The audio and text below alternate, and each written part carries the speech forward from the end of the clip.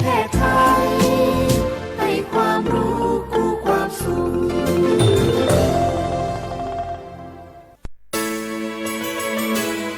สถานีวิทยุกระจายเสียงแห่งประเทศไทยจังหวัดเชียงใหม่ AM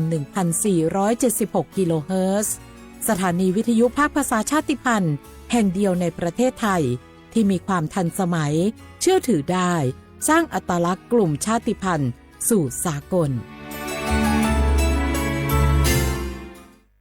พล่ะแก้วเคยสังเกตก็ในปฏิทินไทยอ่ะมีวันสำคัญเกี่ยวกับสถาบันพระมหากษัตริย์อยู่เกือบทุกเดือนเลยนะแต่ก็นี่กะก็อย่างเช่นเดือนมกราคมวันที่17วันป่อขุนรามคำแหงวันที่18วันสมเด็จพระนเรศวรมหาราชส่วนเดือนมีนาคมวันที่31วันพระบาทสมเด็จพระนางเกล้าเจ้าอยู่หัว2เมษายนวันคล้ายวันพระราชสมภพกรมสมเด็จพระเทพราช6เมษายนวันจักรี4พฤษภาคมวันชัดมงคล3มิถุนายนวันเฉลิมพระชนมพรรษาสมเด็จพระนางเจ้าพระบรมราชินีใจวันที่28กรกฎาคมวันเฉลิมพระชนมพรรษาพระบาทสมเด็จพระเจ้าอยู่หัววันที่12สิงหาคมกับวันแม่แห่งชาติ24กันยายนวันมหิดลนี่เดือนตุลาคมก็มีวันสำคัญก็คือ13ตุลาวันคล้ายวันสวรรคตของในหลวงรัชกาลที่9วันที่21ตุลาวันคล้ายวันพระราชสมภพสมเด็จย่าและก็23ตุลาก็เป็นวันปิยมหาราชวันที่14พฤศจิกายนวันพระบิดาแห่งฝนหลวง25พฤศจิกายนวันวชิราวุธและก็วันสำคัญในเดือนธันวาคมคือวันที่5วันป่อแห่งชาติครับสังคมไทยเฮาอ่ะให้ความสำคัญกับวันเหล่านี้คนไทยฮักและก็เทิดทูนสถาบันพระมหากษัตริย์เพราะสถาบันพระมหากษัตริย์อยู่คู่กับคนไทยมาอย่างยาวนานปรารถนาดีจากสำนักงานประชาสัมพันธ์ที่3กรมประชาสัมพันธ์ค่ะในยุคที่เทคโนโลยีก้าวกระโดดโจรออนไลน์ก็ก้าวตามมาติด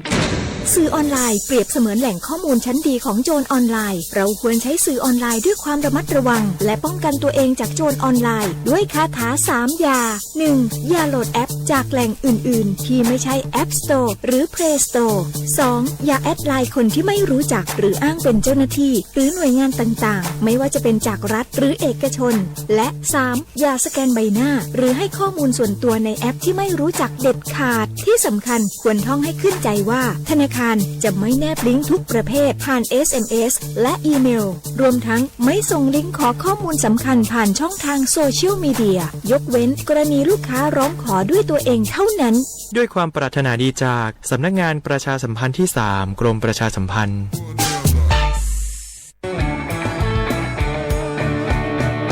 บรรยากาศมาพี่ชนแม่วันนี้ปาร์ตี้กันให้สุดๆกันไปเลย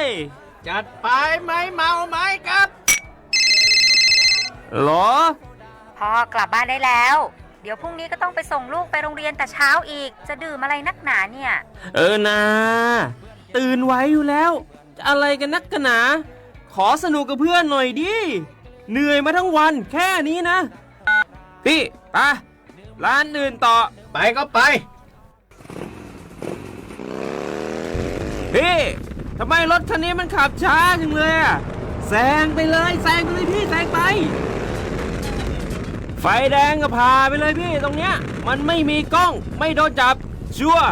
เอาวะไปก็ไปเฮ้ยพี่ระวังรถบนท้องถนนการตัดสินใจพลาดเพียงครั้งเดียวอาจไปถึงความสูญเสีย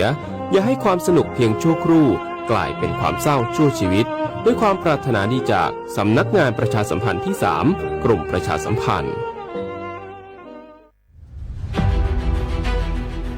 จังหวัดเชียงใหม่ขอความร่วมมือทุกภาคส่วนงดการเผาเพื่อลดปัญหาหมอกควันและมลพิษทางอากาศจากการเผาป่าและการเผาเศษวัสดุทางการเกษตรตามประกาศมาตรการสำคัญเพื่อควบคุมการเผาในพื้นที่ต่างๆโดยบ่อนุญาตเพื่อมีการเผาใดๆทั้งสิ้นเพื่อเป็นการลดมลภาวะจากฝุ่นละอองขนาดเล็ก PM 2.5 ตั้งแต่วันที่1มกราคม2568จนถึงวันที่15พฤษภาคม2568หากจำเป็นสามารถลงทะเบียนขออนุมัติผ่านระบบฝ่ายดีได้ฝ่าฝืนต้องระวังโทษจำคุกและปรับบ่เกิน 2,500 บาทหรือทั้งจำทั้งปรับจังหวัดเชียงใหม่ส่งเสริมการใช้เทคโนโลยีในการจัดการขยะและเศษวัสดุทางการเกษตรเพื่อลดการเผาในอนาคตและ สร้างสภาพแวดล้อมที่ดีขึ้นในระยะยาวหากพบเห็นการเผาในพื้นที่ห้ามเผาหรือพบผู้กระทำผิดสามารถแจ้งข้อมูลได้ที่ 053-112-808 หรือ 191 ตลอด 24 ชั่วโมง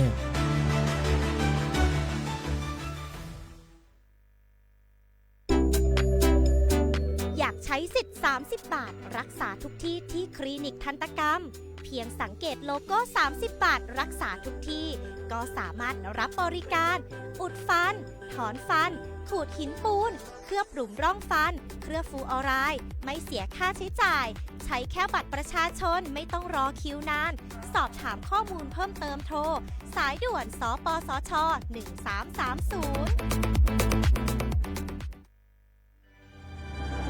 คนไทยทุกคนหากเจ็บป่วยเข้าข่าย6อาการฉุกเฉินวิกฤตถึงแก่ชีวิตใช้สิทธิ์ยูเซปรักษาโรงพยาบาลที่ใกล้ที่สุดได้ทุกที่ไม่เสียค่าใช้จ่ายเพียงยื่นบัตรประจำตัวประชาชนแจ้งใช้สิทธิ์ได้ทันทีสอบถามเพิ่มเติมโทรสายด่วนสปสช1330ตลอด 24 ชั่วโมง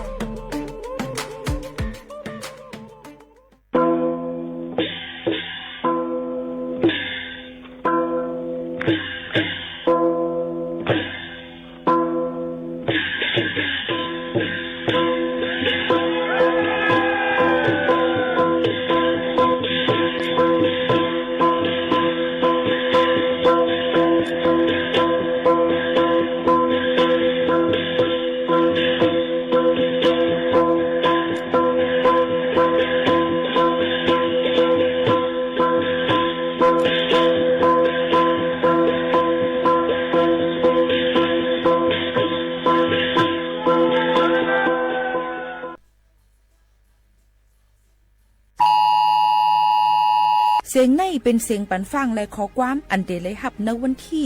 13เดือนธันวาคม2525ในพื้นที่เจดอนเก้งใหม่ข้าวยาม1 โมงไว้วันอันอยู่ในพื้นที่เดพึกปันฟังลองลอดเพผ่านตั้งเซลบอดแคสอันเป็นฝ่ายให้กังและลูล้อมเพอำนันปอพอเดส่งกว่าปันฟังตั้งฟงพี่น้องเฮาเขาอันอยู่ในพื้นที่อันจังทบเพแต่ให้มันจะเลยว่ากูก็เลยหับข้อมูลข่าวแจ้งปันฟังตาเฮาหางเฮียนหับมือไหลคือตันกำเหลียวป้อฮู้เย้าสุดหมอกลาดในปันจอมอย่าไปตกใจค่ะนะ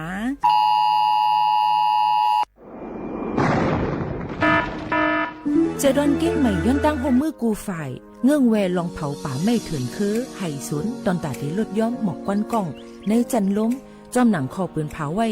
หนังฮือเตกุ้มทิ้งลองเผาในหลายๆพื้นที่รวยอ่ำปันเผาสังเสอิดตาที่เฮ็ดเฮาจันล้มอ่ำมิกหมอกก้อนกองก้อนโม PM 2.5 เตเอาเนื้อวันที่1เดือน1 2 5 ปากปลาย68ต่อถึงวันที่15เดือน5 2 5 ปากปลาย68สั่งว่าหลูไลเผาในจึงเตไลลงเส้นหมายย้อนขว้างดีแอปพลิเคชันไฟล์ดีเลยอยู่ค่ะสั่งป่นเป็นเดญ่าตามตบคอกแลนไม่ตามเงินอ่ำป่น2 5 ปากวัดอ่ำนั้นตั้ง2อันเก้งใหม่ปันเฮียงดาได้ใจเทคโนโลยีดาได้เพียวกวยยุกยักแลไม่ดอกในไฮในสวนหนังหือลองเผาป่าไม่เตลดย้อมและเฮ็ดให้สภาวะฟิงตื้นเป็นจึนเสรีดากยินยาวข้าวหึงสังทบหันลองเผาในปืนตีหามเผาอ่ำนั้นทั่วผันคนเฮ็ดพิษกับสืบเติงลาดกว่าเลยดี0531128808อ่ำนั้น191ไหล24โจมองค่ะ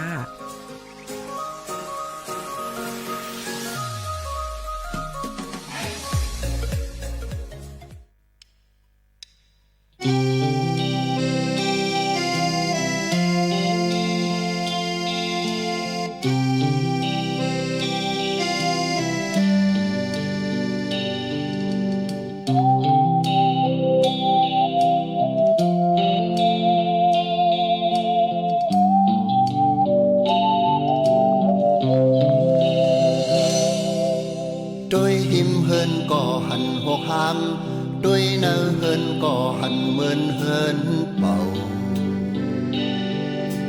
ด้วยจบหูไหลหันสิมปอกด้วยจอมเฮาไหลหันพายกยางตุกสุขเศร้าเฮินกังใจขาบ้องเปียวพายันอันจะเป็นเฮินก้นเฮาเศร้าอยู่กงตึกมีก้นสั่งอยู่โล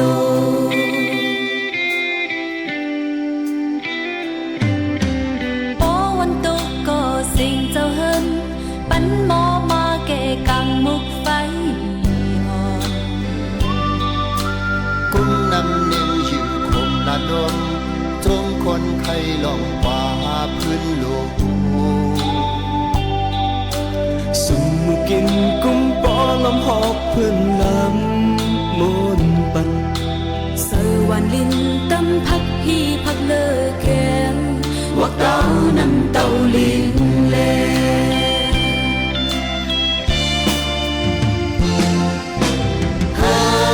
หลังในลุกดีละมาลุกดีโหแสงสีมาอันในลุกดีพามาลุกดีเจ้าจอมสีมาปล่อยไปไกวห่างเจ้าหอดีปันสุดกันในหือ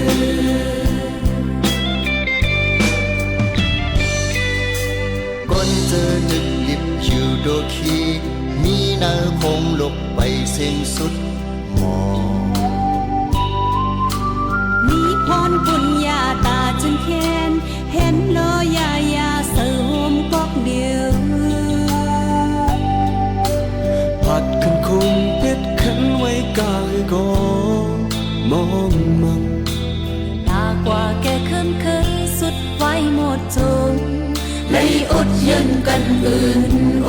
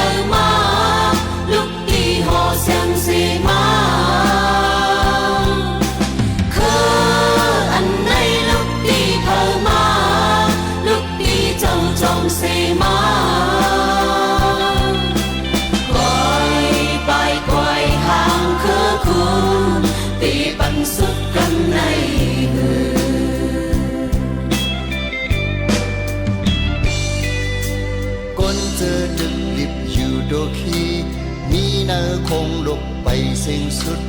หมอมีพรปุญญาตาจนแค้นเห็นโลยายาเศร้าโฮมกอกเหลียวผัดขึ้นคมเพชรขันไว้กายก็มองมังถ้ากว่าแกเคยสุดไว้หมดจนเลยอดเย็นกันอื่นโอ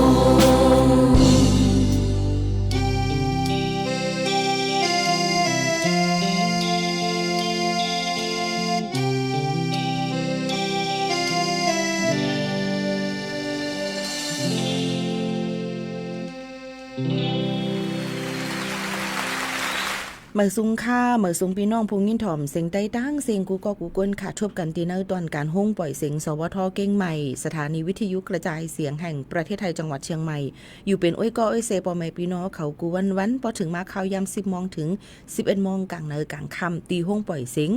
เรดิโอออมล้ม AM 1476 กิโลเฮิรตซ์ค่ะฮับถ่อมจำกันไล่เอามาได้เป็นตั้งออมล้มเรดิโอวิทยุเนาะเอามาได้เป็นตั้ง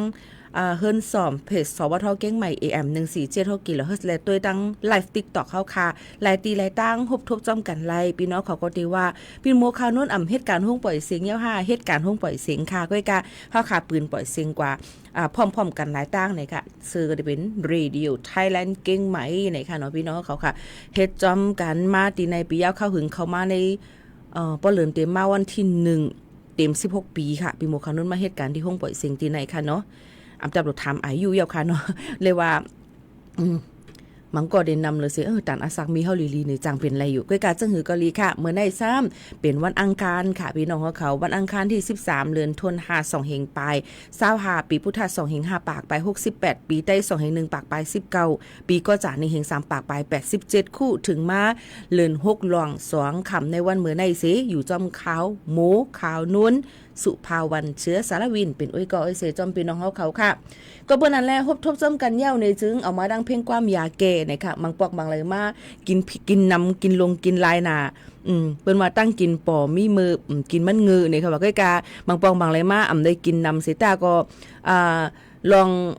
ห้องเข้าเฮาค้ามาเต็มหับห้องไหลจังเป็นต้องคุ้นต้นกว่าไหลในก็ได้เลยมียาแก้ต้องใจเหมือนกันค่ะกูลองกูอันค่ะเฮ็ดพิษก็หลเลยแก้ฤทธิ์แก้ไขปัญหาอย่าไปเก็บไว้หึงข้าวยาวนั่นขนาดเนาะเอาเพ่งความเปิดโฮตี้ว่ายาแก้เนี่ยเอามาฝากเตือนถึงพี่น้องเขาค่ะ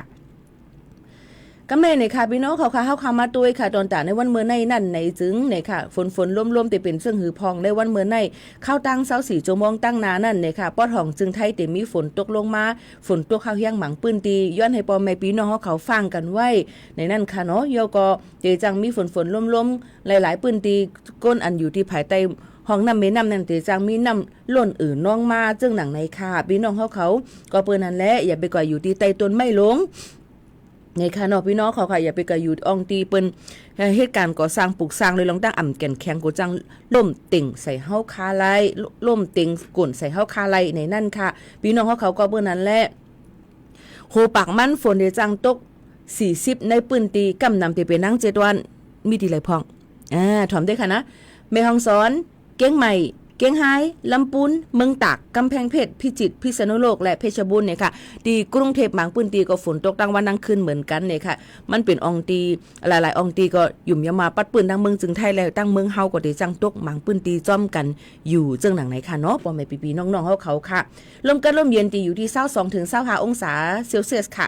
วันเดี๋ยวมีหมอก33ถึง37องศาเซลเซียสเลยค่ะอ๋อพี่น้องเขาก็กว่าอะไรไปอะไรก็หลูเลยฟังกันไว้เดี๋ยวก็เดี๋ยวจังมีลมแรงลงเข้ามาพัดเป่าไล่ในนั่นค่ะสถานีห้องปล่อยเสียงอยู่ที่ไหนครับห้องปล่อยเสียงเฮาคายอยู่ที่49เซนตั้งประชาสัมพันธ์จ้างการเวงเก้งใหม่50100ดีเจดวันเก้งใหม่เมืองเก้งใหม่ AM 1476กิโลเฮิรตซ์ค่ะอำใจ FM ค่ะเนาะผมชมไหลยินชมที่พี่น้องเขาต้องทำกันเข้ามาจอมในนั่นค่ะห้องปล่อยเสียงสวทเก้งใหม่ให้อย่างเลยว่าสวทล่ะความใต้มีค่ะย้อนไปว่ามันเป็นจื่อมันลูกตีตัวเต็มมันว่าสถานีวิทยุกระจายเสียงแห่งประเทศไทยจังหวัดเชียงใหม่สวทเก้งใหม่เรดิโอไทยแลนด์เก้งใหม่เนี่ยค่ะ FM เต็มใจค่ะเนาะเป็น AM ค่ะ AM 1476กิโลเฮิรตซ์ในนั่นค่ะอยู่จำกันที่ในปียาวเข้าหึงยาวกับสืบมาเลยตีมือพ่อเฮาค่ะเปิดเพลงความ0532760007ในค่ะออกพี่น้องเขาค่ะในก็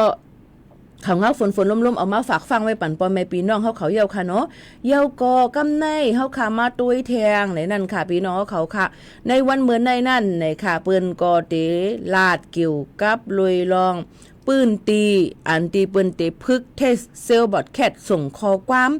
ผักกว่าตั้งฟงมือถือพี่น้องเฮาค่ะจะเจอเมื่อไหร่เป็นคักตอนอันใหญ่อันนั้นก็ระดับใหญ่เป็นคักตอนอันใหญ่กว้างมันนั่นค่ะเนาะพี่น้องเขาค่ะเมื่อวันที่2วันที่7ป่นมาเปิ้นก็เฮ็ดอันนี้วงแก็บมันอ่ำบ่ใหญ่ก็คือกำได้ได้เป็นตั้งเจตอนนี่ค่ะอ๋อพี่น้องเขาค่ะได้มีจังหือพองลาในนั่นพี่น้องเขาค่ะมันก็ได้มีในนั่นค่ะพี่น้องเขาหลายๆอองตีนั่นค่ะเนาะในวันเมื่อในข้าวยาม13มองเตกว่าในนั่นค่ะไผ่ปอพอในนั่นค่ะเปิ้นก็ได้ทดสอบเตพึกด้วยลองขอความอันแจ้งฝักฟังลองเพปั่นพี่น้องเขาแจ้งเตือนภัยพิบัติในค่ะผ่านตั้งมือถือฟงพี่น้องเขาในนั่นค่ะอันอยู่ในปื้นตีเจตวนเก้งใหม่ปัดปืนค่ะพี่น้องเขา25เจเวงค่ะเนาะอันอยู่ในเก้งใหม่ในค่ะเนาะพี่น้องเขาค่ะปัดปื้นในค่ะเนาะพี่น้องเขาเยาก็เตมีตีเหลือเทียงลาเนี่ยเตมีตีอุดรธานีพระนครศรีอยุธยาเตมีตีนครศรีธรรมราชและกรุงเทพมหานครในนั่นค่ะพี่น้องเขาค่ะอันไหนค่ะเนาะอันไหนก็เอามาฝากฟังไว้ปั่นพี่น้องเขาอย่าไปตกเจอในนั่นค่ะอย่าไปตกเจอค่ะเนาะย้อนเปว่ามันเตพึกเลี้ยวก็ห่างเฮียนกันไว้ตอนตาว่าหนังฮื้อปติฮับผู้เลยว่าเตเลยหางเฮียนทับมือมันลองเตเพอันที่จังเกิดขึ้นมาเลยจึงฮื้อในนั่นค่ะพี่น้องเขาอันนี้ก็เอามาฝากไว้ปั่นพี่น้องเขาจึงหนังไหนค่ะเนาะลองเพกูอันไหนในค่ะเนาะพี่น้องเขาค่ะเพ เพอีสังสีอำมามันก็หลูเลยฟังกันไว้เพราะว่าเป็นเตจังมีอิงสันเตจังมีน้ำทมน้ำนองเตจังมีน้ำนองสึนามิมาในเมืองจะปานเขาต่างจึงเมืองบนก็จะมีเสียงฟังไว้นั่นขนาดเนาะผ่านตั้งฟงว่าผ่านตั้งอีหยังก็เมืองจึงไทยน่ะก็ตึกเตเฮ็ดปอกกำที่1ในนั่นค่ะพ่อแม่ปีๆน้องๆเขาค่ะก็เบอร์นั้นน้องตั้งอันในนั่นเขาก็เอามาฝากไว้ปันพ่อแม่ปีๆน้องๆเขาเจิงหนังไหนแท่งไหนนั่นค่ะพี่น้องเขาค่ะมีพี่น้องเขาถามกันเขามาว่าคือค่ะก็แน่แผ่นดินไหวในอับเตมีแท่งอยู่ค่ะปีโมว่ามีค่ะมีไรตาสีย้อนไปว่ามันเป็นสภาวะมันเป็นรองสภาวะอันที่มันจางเกิดขึ้นมาเลย24ชั่วโมงใกล้ๆเกิดขึ้นมาวันเหลอเต้ๆอันว่านั้นอ่ำจังขัดล้ำไหลก้วยกะมันก็มีเครื่องไปทัดด้วยนั่นขนาดเนาะว่ามันเป็นจึงหือพองมันเป็นตีเลอพองในนั่นค่ะพี่น้องเขาค่ะก็เปิ้นไหนแลมือข้าวยาม6 โมงปลาย21 มินิ57จักการจอมหนังข้าวยามตั้งเมืองจึงไทยไหนในนั่นมีแผ่นดินไหวอำนั้นก็อิงสัน 3.8 แมกนิจูดในค่ะพี่น้องเขาตีศูนย์กลางอยู่ตีตั้งเมืองมานเนี่ยค่ะพี่น้องเขาค่ะเมืองมานเมืองลาวเมืองไทยเกิดขึ้นตีดัง3จึงเมืองเย้าในน่ะอันเหมือนในค่ะเนาะพี่น้องเขาค่ะเย้าก่อนตีเมืองลาวก็อิงสันแผ่นดินไว้2ปอกซ่อนกันนะคะเย้าก็เมืองไทยตีแม่สวยค่ะป่อหาวแห้งค่ะเนาะมีแห้งหมอก 1.4 ดังลึกมันแต่ลิน30 กิโลเมตร 1.4 แมกนิจูดในค่ะเอาพี่น้องเขาค่ะเย้าก็ฮับผู้ไหลที่ดังเก่งไฮค่ะเนาะยกตีเมืองมานเนี่ยค่ะมีรองสูงสุดมัน 3.9 แมกนิจูดในนั่นค่ะก็เบิ่นนั่นแหละถามว่าจ่องมันเกิดขึ้นมาไหลแทง5ในเกิดขึ้นมาค่ะเมื่อไหนก็เกิดขึ้นมาแทงทั้ง3จึงเมืองเย้าด้วยกะว่ามันห่าวแห้งในค่ะย้อนเบิ่นนั่นแหละเพศเจ้าหนังไหนนั่นเฮาขอหลไปถ่อมต้วยแทงนั่นขนาดเนาะว่าได้เป็นซึ่งหือพองในนั่นค่ะเพราะมันห่าวแห้งไห้แห้งนั่นเนี่ยก็มันก็ติมีลองดูซุ่มอีสังในนั่นค่ะก็เปิดนั้นเฮาค่ะก็เลยไปถ่อมข่าวน้ำไหนค่ะเอามาฝากด่วนจูถึงพี่น้องเขาก็เปิดนั้นเมื่อไหร่ข่าวยาม1 มองข่าวยามเมืองจึงไทยจะเจออันอยู่ดังเมืองจึงไทยอันที่57วันดีปีหมู่ขาวนนท์ลาดกว่านั้นเก้งใหม่อุดรธานีพระนครศรีอยุธยานครศรีธรรมราชและกรุงเทพมหานครเสียงฟงปีน้องเขาและขอความเข้ากว่ามันติมีลิงก์แนบก็ตั้งหลังอ่ะกูจังเป็นมิจฉาชีพอันนั้นก็ call center ค่ะเนาะมันติฝากมันพร้อมกันเหมือนจังว่าบ่เป็นฟงอันกับปานเหมือนั่นในค่ะเนาะก็หลูเลยอัปเดตให้มันเป็นบ่เป็น Android ก็11ขึ้นเนื้อiPhone ก็18ขึ้นเนื้อเนี่ยค่ะเสียงมันก็ติมอตืดไหนเนี่ยก็เดี๋ยวมีข้อความมาปั่นพี่น้องเขาอย่าไปตกใจหู้เย่าหมอกลัดปันกันเป็นการห่างเฮียนพึกไว้มือพ้องว่าองตีเฮาค่ะเดี๋ยวมีเพในข้อความเด็กเขามาตั้งฟงเฮาขาและเสียงมันเจิงหนังไหนค่ะเนาะอันนี้ก็เอามาฝากไว้ปั่นพี่น้องเขายิ่งหมู่เขานั่นก็ตื่นเต้นไว้ค่ะในว่า1 มองไงต้องฟงปีหมู่เขาโน้นตีหลัง5ตีหลังซึ่งหือเพราะว่าพี่น้องเขาเลยถ้าผู้เย้าเป็นซึ่งหือไหนก็มือผูกมาเฮาขึ้นมาอัปเดตเฮาขึ้นมาอุบมาโอ้จำกันแลกเป็นตั้งหูกันค่ะเนาะเหมือนไหนก็ไปตุ้ยข้าวยำ1 มองเตะกว่าจำหนังข้าวยำดังเมืองจึงไทยค่ะเนาะพี่น้องเขาค่ะหรือเฮาลือใจถ่อมด้วยเพียงความหวานหูถูกใจกันก่อนค่ะยานในค่ะพี่น้องเขาย้อนกันเข้ามาเต็มเจ้าเหี่ยวในค่ะน้องขยันเป็ดลูกค่ะในปกเต็มเจ้าค่ะเนาะย้อนเพียงกว้างวายานในค่ะว่าเขาว่าขยันเป็ดด้านลูกย้อนยานกันกำเหลียวโยห้าในค่ะเนาะไปด้วยค่ะเนาะห้องสายปึ้งห้องไว้10 กินถอมจำกันค่ะ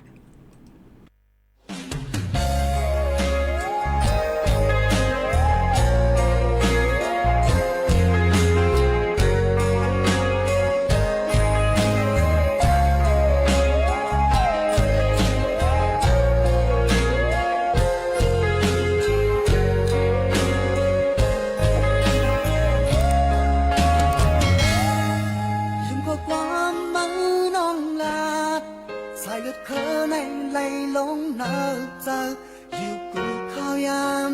ใน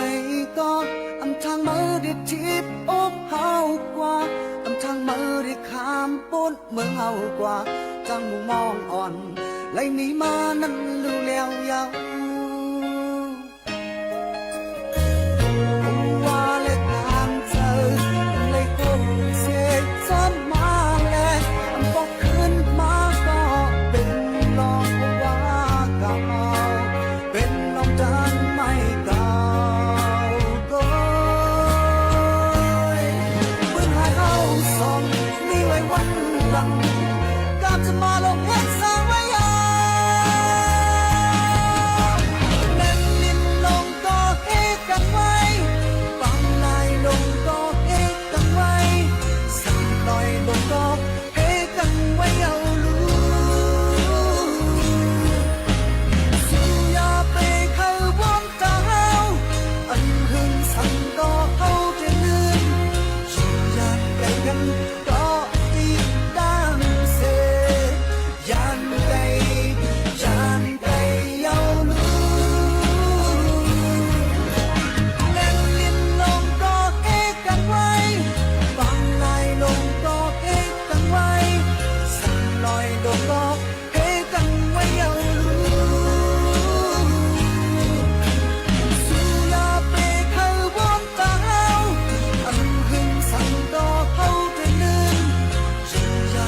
กัน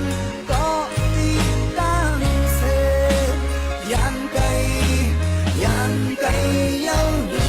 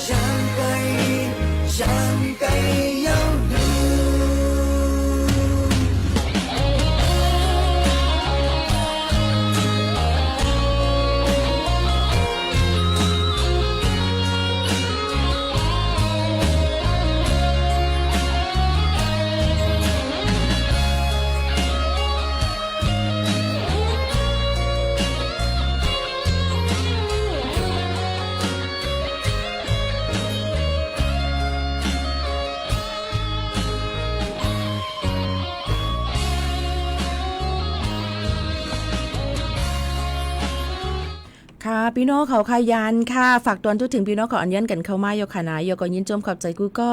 ตีโฮมส่งข้อความมาปันยกหลายตีหลายตั้งค่ะมีพี่น้องเขาถามว่าฟงเขาคาลูจ่องตีมาเนี่ยค่ะอันพี่น้องเขาถามในอ่ำหัวอยู่เศร้าไว้ตั้งเลยค่ะเนาะอันตัวอยู่ตั้งแอบสอมเฮิรนสอมค่ะเนาะพี่น้องเขาค่ะย้อนเปิ้นนั่นแหละป้อเป็นตั้งเมืองมานได้อ่ำไรค่ะเนาะเป็นตั้งเมืองจึงไทยย้อนเปิ้นว่าอันคาลัดในตั้งเมืองจึงไทยค่ะเนาะพี่น้องเขาแค่นดอกป่องใจยก็มันก็ถามมาว่าคาเฮ็ดคลิปออกค่ะนะยก็ลัดปันฟังพี่น้องเขาลาดไว้นั่นค่ะเนาะข้าย่ำไหลย่ำลาดไว้ล่ะอ่านค่ะทอมค่ะทอมลีๆนะคะพี่น้องเขาอีโมเขาน้นลาดก็ลัดค่ะเนาะเมื่อวันที่13เดือนธันวาคม2เฮงไป25ข้าวย่ำ1มองกะไว้วันเตกว่าคาลาแล้วนะข้าวย่ำไหลดำลาดไว้ค่ะล่ะพี่น้องเขาในเฮียงแหละตัวเอกตัวเต็ดตัวกะให้นั้นก็ใครอยู่กลุ่มเลยว่ากลุ่มเลยเซ่เนาะถอมด้วยแล้วก็อ่านด้วยลีค่ะก็ตั้งเตรียมตั้งลาดเย้าเนี่ยค่ะเนาะก็เปิ้นนั่นแหละพี่น้องเขาค่ะที่เฮ็ดสังเสมว่าล็อกลาเฮาค่ะแต่เฮ็ดอีหยังนั้นมันเต็นนี้ว่าเฮาค่ะเป็นคนจึงหื้อเนี่ยค่ะว่าก็เปิ้นนั่นแหละตัวกาดีกว่าทัดเปิ้นนั่นทัดด้วยขึ้นตัวเจ้าเก่าก่อนแต่ดีกว่าใครถามนั่นถามขึ้นด้วยตัวเจ้าก่อนว่าจ่องตัวเจ้าเก่าไปห่างเฮียนเต็มทวนเย้าหื้อเนี่ยใครหมอกลัดปั่นพี่น้องเขาซึ่งหนังไหนค่ะก็เปิ้นนั่นแหละอ่านลีอ่านน้ำค่ะอย่าไปอ่านแถว2แถวก้อยเนี่ยค่ะมันก็อ่านเปิ้น3แถวค่ะใครหยุ่มยำว่าซึ่งนั้นแล้วก็มันก็ถ่อมว่าถ่อมโหนถ่อมหางให้ก็หลูเลยเตรียมมั้ยก็เปิ้นนั่นแหละพี่น้องเขาอ่านแล้วก็ถ่อมด้วยลีๆแทงก้ำนึงในค่ะเนาะเนี่ยค่ะอันนี้ก็ลำลองเนี่ยในค่ะเนาะย่อก็แทงลองนึงเพราะว่าลองวัดลองไว้แจ่มใจได้หัวว่าหลูเลยเฮ็ดก็เย้านั่นค่ะเนาะก็เปิ้นนั่นแหละก้นหยอกแลนกินกันหรือวัดไว้ก็นับเนียนวัดไว้ก้นเทาอ่ะเนี่ยก็มีมาในค่ะเนาะย่อก็มันมีในค่ะเนาะย้อนฝากฟังไว้ปั่นพี่น้องเขาค่ะว่ามันมีเปิ้นเฮ็ดตอนแต่ก้นเมืองจึงไทยเปิ้นมีวัดไว้ก้นเทามันก็ใจอีหยังไรเต้ๆว่ามันก็สิเป็นเหมือนหนังว่าอาสัก60ขึ้นเหนือกว่าเย้าเปิ้นสิเอาเปิ้นสิเลี้ยงรู้เงินเรือน600 บาทตอนแต่ก้นเมืองไทยแหละมีวัดไว้กับตัวอยู่เย้าเนี่ยค่ะก็เพราะนั้นพี่น้องใต้เฮาคากำนำเฮาฮับเฮ็ดไว้ก้นเทา ในเฮ็ดที่เฮาแหละ3เฮง5เฮง7เฮงเงินไทยค่ะเนาะ1ก็กาหือล่ะเขาได้ไล่เงินเป็นกาหือก็เปิ้นนั่นแหละพี่น้องเขารู้ไล่ฟังกันไว้ก้นหยอกเล่นกินกันก็มันนั่นแหละหลักฐานทั้งหมดทั้งเสียงเปิ้นส่งถึงเจ้าหน้าที่เขาเยาวค่ะนะมันก็หมดตั้นเยาวค่ะพี่น้องเขาค่ะย้อนเพราะว่าสื่อออนไลน์โซเชียลมีเดียในนะคะมันกว่ากว้างไกลแหละ1สการก็มันกว่าเยาวเปิ้นก๊อปปี้เอาไว้แคมแลบหรือเยาวกาไข่หมดนะคะเนาะย้อนเปิ้นนั้นพี่น้องเขาเตเฮ็ดสั่งก็ใจว่าหลูไลกดแชร์แล้วหลูไลหาเงินเนอออนไลน์ก็เปิ้นนั้นหลักฐานกูลองกูอันเปิ้นเอาอะไรหมดค่ะพี่น้องเขายันเปิ้นอะไรฝากฟังไว้ปันจะเจออันหากินเนื้อพี่น้องใต้เขาขาหนังกันเลยถูกแมนมันนั่นเสกำเนี่ยค่ะก็เปิ้นนั้นแลเฮ็ดวัดไว้ให้มันถูกแมนเพราะถามว่าวัดไว้อันเฮาคาต่อไว้นั่นมันเตเฮ็ดจึงหือแทงเตไลเมื่อไหร่ถามค่ะมีขอต่อปันหลูเลยกว่าต้องถามยก็มันอยู่ในคักตอนเปิ้นควักข้าวยามปันต่อบ่ถึงวันที่13เดือนธันวาคมในค่ะพี่น้องเขาค่ะพี่น้องเขาก็หลูเลยหางเฮียนกันไว้อยู่ในคักตอนไหลหลูเลยถามจอมนายนาก็บัดนี้อันพี่น้องเขาเฮ็ดจอมอันนั้นก็บริษัทนั่นขนาดเนาะอันเฮ็ดจอมนั้นว่าคักตอนสูถึงที่ไหลเย้าซึ่งหนังไหนค่ะหลูเลยกับสืบกว่าที่เขาหรือมีไมโฟนต้องถามก่อนที่เขาเตเตอร์ลีเลอเซเปิ้นลีเลอเซถามยิ่งบ่ขานนแค่การถามยิ่งบ่ขานนก็เตลาดปันโหฮูปันกุ้ยอันนั้นก็ต้องถามก่อนที่ไผสถานการณ์งาน7ตอนอันพี่น้องเขาอยู่นั่นซึ่งนั้นก้อยค่ะยันเบิ่นอันแรกกูลองกูอันเฮาค่ะก็คัดเจอเอามาฝากปันพี่น้องเขาแหละอย่าไปลาลียุ่มเปิ้นง่ายอย่าไปหาเงินปันเปิ้นง่ายๆกุ้ยเนี่ยมันก็ว่าจังเป็นหังล่ะเฮามีเงินก็ให้มันง่ายเฮามีหังลุ่มมีหังแค่นี้มีเฮอันแค่นี้มีก้อยกะพอเปิ้นมากดจัดทัดได้มันผิดปักเปิงหมายมีมันก็ว่าตีลุ่มปลิกด7คนของเมืองตมเขาออกปานมีออกปันไรค่ะลองวัดจังไหนค่ะเนาะโยก็องตีว่าเป็นวัดก้นเท่ากับนั้นกำสินนั้นเกี้ยงกับกำนำตับหลูมีค่ะย้อนเบื่อหังหลาเพราะเป็นว่าไว้เข้าจุ่มไว้สมาชิกเนี่ยก็มันเป็นเสียงแต่นานค่ะโยเปิ้นนั่งเฮ็ดปันหลายกำกัดไหนนึงปากหวานค่ะเนาะย้อนเปิ้นนั่นแหละมันใจไรค่ะเนาะพี่น้องเขาค่ะย้อนฝากฟังไว้ปันกูก็ยุ่มยำว่าติมีขอถามเยอะก็พี่โมค่ะย้อนตั้งจอยแถมอิดค่ะก็นั่นเอาเงินค่ากว่าเฮ็ดนั่นว่าไรอย่าไปให้มีก็เพราะว่าเฮาขับปันฟังพี่น้องเขาเย่านี่ค่ะเนาะอันนี้เฮาค่ะก็คือพี่น้องเขานั่นเลียดผายใครให้ย่าเปิ้นถูกหยอกแลนเงินเฮาค่ะกว่าหลายๆค่ะฝากไว้ปันพี่น้องเขาจึงหนังไหนค่ะเนาะโยก็หลักฐานกูลองกูอันเจ้าหน้าที่เปิ้นหางเฮียนไว้หมดเดียวก็เปิ้นนั่นแหละพี่น้องเขาเตกินจิกตอกจอกเนื้อกันกินเนื้อไผสิว่าอย่าไปเฮ็ดลาย้อนฝากฟังไว้ปันพ่อแม่พี่น้องเขากูก้นเจ้าหนังไหนค่ะนะพี่น้องเขาค่ะฝากไว้ปันเจ้าหนังไหนค่ะเนาะไม่เคยย้อนเพียงความมาตนใจตนหักใจตนหักอย่างก่อมโหค่าหามหันค่ะได้เอาเพียงความโหในปันค่ะเนาะตนหักเหมือนกันอ่ะที่เป็นใจเราเสียงห้องไว้สืบถอมค่ะ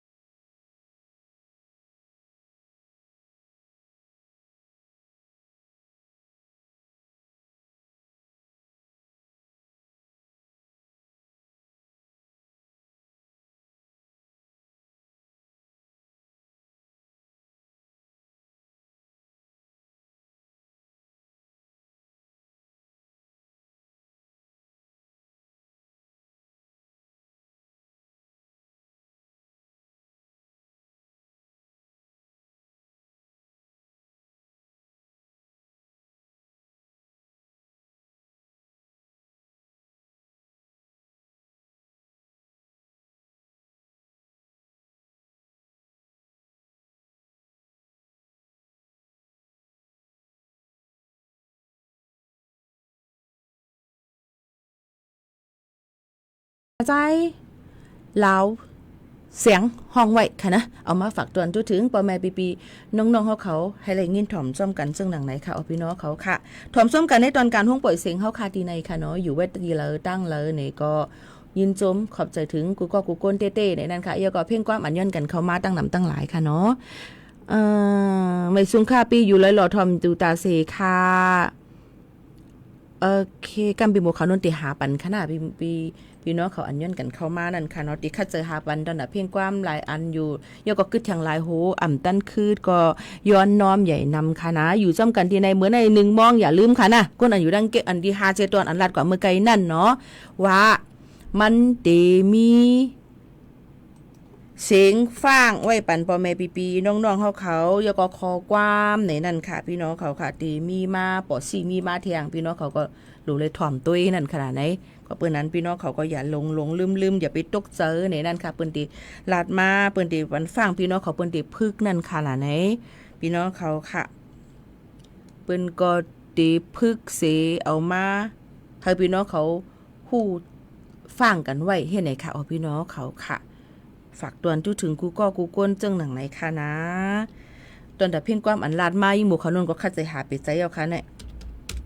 พิษผลในค่ะนะมีเหลือในค่ะเนาะไปหาหันค่ะนะพี่น้องเขาค่ะ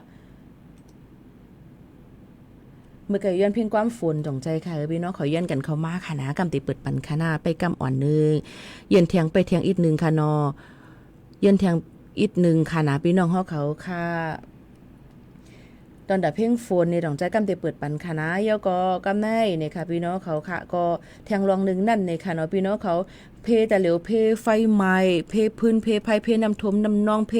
สภาวะก่อนน้ำลึงเนี่ยพี่น้องเขารู้เลยฟังไว้ปันกันกูก้นจอมนั่นค่ะเนาะกว่าไรไปไรก็ให้ฟังกันไว้เยาก็ติมีฝนร่มๆยังตึกตีมาเที่ยงอยู่เนี่ยค่ะฝากไว้ปันพี่น้องเขาเจ้าหนังไหนค่ะหรือใจถ่อมด้วยเพ่งความอันว่าฝนในนั่นก่อนค่ะเอาพี่น้องเขาค่ะ Blue Sky นี่ค่ะเนาะเขาค่ะกับยินถ่อมจำกันเยาก็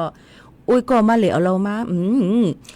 เพ่งความในซื้อความกำหนังวนได้ซื้อความก่อนคณะอยู่หลายๆมาลัดเนื้อความในค่ะหาตันคืดไหลกำคณะใจเย็นๆค่ะเนาะถ่อมได้เพ่งความฝนก่อนค่ะ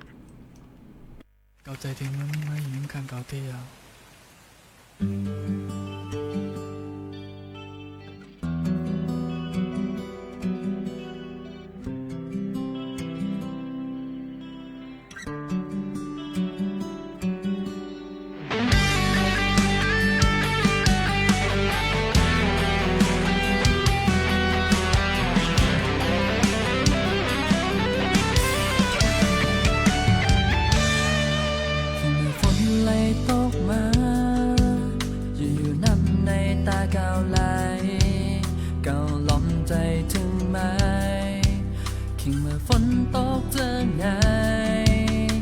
กว่าหันแก็บห่างหาใจถึงข้าวในเมื่อปีกายเมื่อเม็ดฝนตกลงมาไม่มานางในตาเก่าไม่ลาดกว่าไม่โกนามาเสียงฟ้าลังจะในวันเมื่อนายมีทั้งยาวทั้งนานก็ใจถึงไม่ขึ้นมาในหัวใจอ้ายหาอะไรเจ็บไม่เหลือก็เป็นไว้ดังใจถึงก็เป็นไว้ดังเอาใจอยู่หันหน้าไม้เข้ามาในมาตาอ้ายหาดังจึงย้อยใจถึงคืนในวันเก่าลองวนคืนในวันเก่าอ่อนหาโซ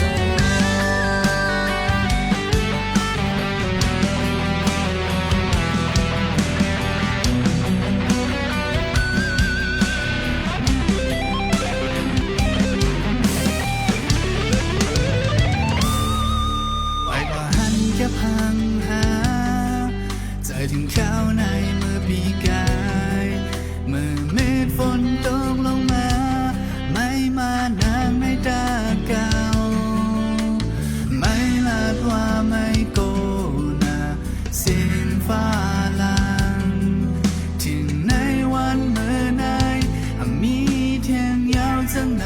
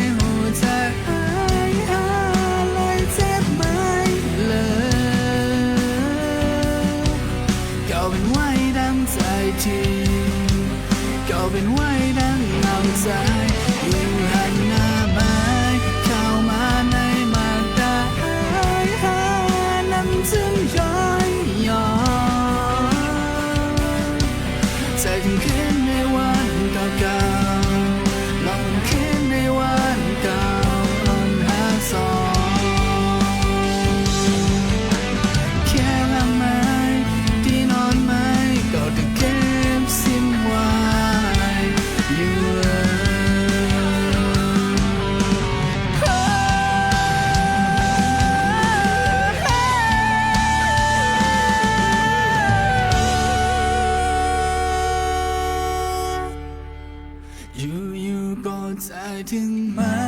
ขึ้นมาในหัวใจอ้ายหาอะไรเจ็บไหมเลยก้าวเป็นไว้ดังใจทิ้ง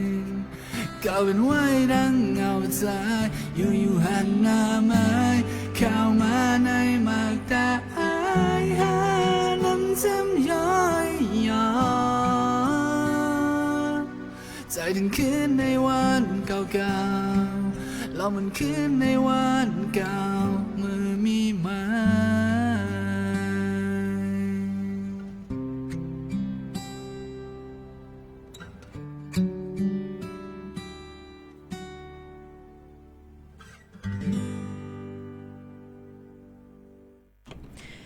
ค่ะเพลงความรู้สกายค่ะพี่น้องเขาค่ะอย่าลืมปั่นเฮียงค่ะเนาะฝนเนี่ยค่ะบ่ฝนตกลงมาก็อยู่ดูคุกจะอะไรขึ้นเมื่อสุมานังในตักเฮานี่ค่ะว่าจึงหือก่อหลีค่ะป้อฝนในมันเถมายุดยาปันอันเลือดอันไม่เฮาค่ะก้วยกาป้อมันมานำปุ่นตีนันแผ่วอาลานั่นในจึงมันหยาบค่ะก็เบิ่นั้นให้ฝากฟังไว้ปั่นป้อแม่พี่น้องเฮาเขาจ้อมเนี่ยค่ะเนาะจะเจออันเฮ็ดวัดเฮ็ดไว้เลยต้องทำกันเข้ามาว่าวัดไว้เฮาค่ะในเตเฮ็ดจึงหือจึงหาอันว่านั่นในจึงใครๆพี่น้องเขานั่นแต่เหลียวตอนแต่วัดไหวเมืองลาวและเมืองโฮมตุมเมียนมานั่นในค่ะพี่น้องเขาค่ะเปิ้นก็ควักอันต่อเมื่อวัดไหวหมดอายุ13เดือนธันวาคมเฟบรุเดือนกุมภา2เฮงปลาย25 2เฮง5ปากไว้68นั่นเปิ้นก็ควักข้าวยามปันในค่ะต่อว่าถึงวันที่13เดือนธันวาคม2เฮงปลาย25ในค่ะพี่น้องเขาก็เปิ้นนั้นจะเจออันกว่ายืนจอมบริษัทอันพี่น้องเขาตั้มเจออันนั้นก็นายนาอันพี่น้องเขาตั้มเจอนั่นก็เปิ้นก็ติขึ้นกับสืบมาว่าอยู่ในคักตอนแล้วเฮ็ดจังหือพองให้ไหนนั่นขนาดเนาะก็กับสืบกว่าจอมหนังโตแทนอันพี่น้องเขาเฮ็ดจอมวัดไว้จอมบริษัทอันพี่น้องเขาตั้มเจอนั่นในค่ะเนาะก็เปิ้นนั้นอันนี้ก็ย้อนฝากไว้ปั่นพี่น้องเขาจอมในนั่นค่ะกูลองกูอันค่ะมันเตง่ายเงียมสังเจอว่าเฮาค่ะเฮ็ดจอมหนังปักเปิงไม้มียก็เฮ็ดจอมหนังอันมันถูกแม่นในค่ะเนาะย้อนฝากไว้ปั่นพี่น้องเขาซึ่งหนังไหนค่ะยินจมขอบใจถึงกูก็ค่ะที่เอาข้าวยามมีกาขันมาถ่อมจอมกันในตอนการเฮาค่ะดีในเตย้อนผาดยันพี่น้องเขาเมื่อกว่าก่อนเย้าเมื่อพุกในติเลยมาเฮ็ดการเต็มเจ้าย้อนเปว่าที่ห้องปล่อยเสียงเฮาค่ะเตถึงวันที่14เดือน5กูปีเตขอบวันเกิดห้องปล่อยเสียงค่ะวันขอบห้องปล่อยเสียงเปิดมาในเขาตั้ง54ปีในค่ะพี่น้องเขาค่ะก้วยกาปีหมู่เขานู้นได้มาให้การที่ใน16ปีค่ะพี่น้องเขาก็เบิ่นั่นแหละอายุอาสาก็สังขารก้นเฮาก็เปลี่ยนไปแลกลายก็นึงเยาก็นึงก็ป่นกว่านั่นค่ะเนาะมันก็ลู่หายตายผาดกว่ามันก็ยังตึกย้อนเลยว่าอายุอาศักถึงแล้วเนี่ยก็เลยออกการไว้เสนะคะก็ติมีหุ่นเหม่อมาต่างแดนที่ยิ่งบวกเขาโน้นก็เหมือนกันสังเจอว่าอาศักอยู่ต่อถึง60ในค่ะเลยเนาะก็เพราะว่าเย่าเนี่ยก็เฮาค่ะก็ติเลยออกการก็ติมีหนอแต้นคือต่างก็มาปูตังพี่น้องเขามีลูกมีหลานเคยสนใจเหตุการณ์ห้องปล่อยเสียงในค่ะเนาะเปิ้นก็ได้เอาก้นอันมีวัดไทยค่ะเนาะเต็มค่ะเนาะวัดไทยอันเต็มวัดไทยเสเหตุการณ์เย่าจันจอมไว้หับคู่จันจุมคู่เนี่ยค่ะ BAMA ก็ว่ามากก้อยกาอยู่ที่ว่าเงินในปีนั้นมันติไหลหมอกกาหือต่อ1เดือนซึ่งหนังในค่ะอำได้นำคณะก้อยกาว่าอยู่ดีใจฮักร้อนๆค่ะพี่น้องเขาอันนี้ก็ออกมาฝากไว้ปันพี่น้องเขาซึ่งหนังในค่ะขอบใจถึงกูก็กูก้นค่ะได้ผัดยานปอแม่ปีน้องๆเขาเมื่อกว่ากว่าเดียวค่ะนะยินจมขอบใจกูก็กูก้นค่ะเอาข้าวยามาถ่อมจ้อมกันที่ในค่ะพี่น้องเขายินจมเตว่าป้ออ่ำสุดอ่ำเสียงเดียวค่ะนะผัดยันเมื่อดังเพลงกว่าหมันหูถูกเจอเสจ่องขึ้นมาหบทบจอมกันแทงเมื่อพุกมากลางในจ่องเดตันหบทบกันหือได้ก็อ่ำหูค่ะนะปอดตันก็เฮาจ่องขึ้นหบทบกันก็บ่ว่าเมื่อพุกมาเฮาค่ะได้เฮ็ดการตั้งลีกุศลทำบุญที่ห้องปล่อยเสียงเฮาค่ะ54ปีค่ะมื้อนี้ม่อนๆค่ะมื้อซุ่มค่ะ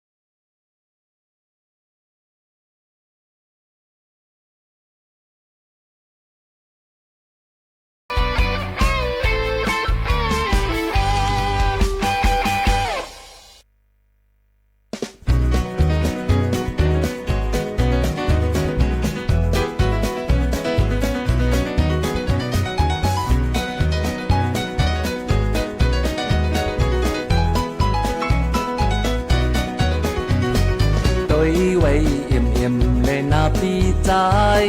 เมื่อพบในเดอำหันเยายิงน้องโอยยิงน้องโอยข้าวยามหาไหลมาหันกันในมันเกนาเมื่อเยาเมื่อเยาเมื่อลอยลอย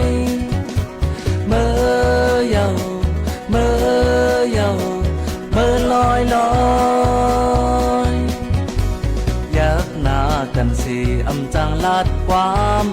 ลัดก็กูมันออกเสียงให้เฮ็ดเก่งยมนี่เฮ็ดเก่งยมนี่กันเย็นไว้ก็น้ำตาเสอพอยังหวยอยู่เมื่อเยาเมื่อเยาเมื่อลอยลอยเมื่อเยาเมื่อเยาเมื่อลอยลอย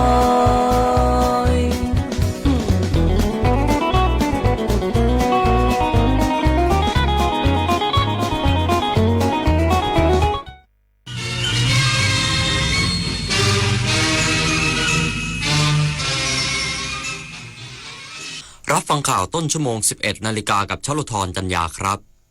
รัฐมนตรีว่าการกระทรวงการพัฒนาสังคมและความมั่น